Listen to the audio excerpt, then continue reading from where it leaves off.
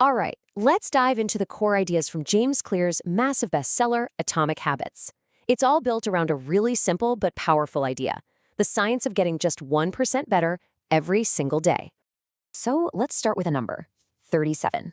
What if I told you that you could be 37 times better at something in just 1 year? I know, that sounds completely insane, right? Like some kind of exaggeration. But stick with me, because the math behind it is actually surprisingly simple. And this quote right here, it really gets to the heart of the entire book. We all tend to think that success requires some huge, earth-shattering event.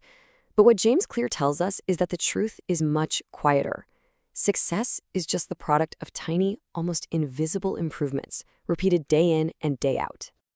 So how on earth do we get to that incredible 37 times improvement? Well, it happens when we really truly understand that tiny changes lead to remarkable results, all thanks to the magic of compounding. Here's where you can really see the power of compounding in action. If you get just 1% better each day, by the end of the year, you're 37 times better. But the reverse is also true. If you get just 1% worse each day, you'll decline almost all the way down to zero. Time just magnifies whatever you feed it, good or bad. Think of it this way: everything you have in your life right now is just a lagging measure of your past habits. The knowledge you have is a lagging measure of your reading habits. Your physical shape, that's a lagging measure of your exercise habits. So to change the outcome, you can't just wish for it. You have to change the system that's producing it. So we've covered the why, that incredible power of compounding. We see how these small, consistent efforts can lead to huge results over time. But that leads to the big question: how? How do we actually do it? Let's get practical and look at the framework for building better habits, the 4 laws of behavior change. Believe it or not, every single habit you have, good or bad, follows this exact same 4-step loop. It's running in the background of your life all the time. First, there's a cue, something that gets your attention. That triggers a craving to change your state. Then comes the response, the actual habit itself. And finally, the reward, the part that satisfies that craving. And because we know this loop, we can basically hack the system. These 4 laws are like a user manual for our brains. To build a good habit, you just follow the formula. Make the cue obvious, make the craving attractive, make the response easy, and make the rewards satisfying. It's a really simple but incredibly powerful framework. Okay, let's talk about what is, for most of us, the single biggest hurdle we face: just getting started.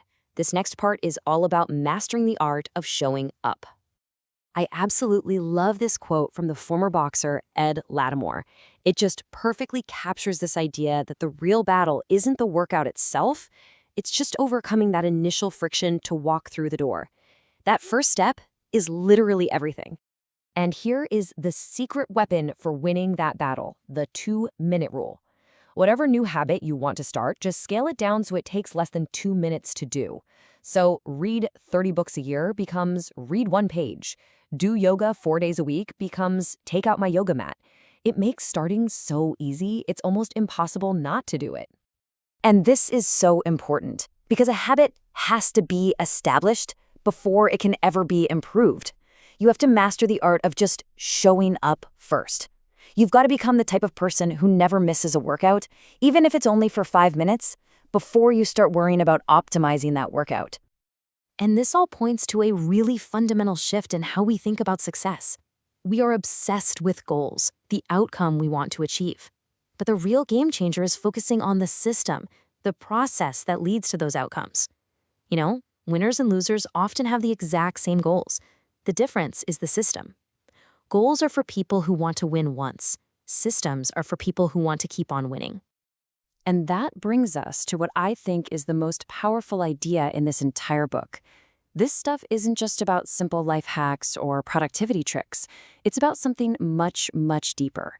It's about how our actions end up shaping who we are. Think about this for a second. This completely reframes the whole point of a habit. Every time you do something, you're not just getting a result. You're casting a vote for the type of person you want to become. Writing 1 sentence doesn't finish a book, but it casts a vote for, I am a writer.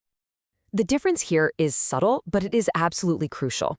An outcome-based goal is, I want to run a marathon. An identity-based goal is, I want to become a runner. See the difference? One is a finite thing you achieve, the other is a fundamental shift in how you see yourself, and that Right there is what makes a habit stick for good. So here it is, the ultimate takeaway.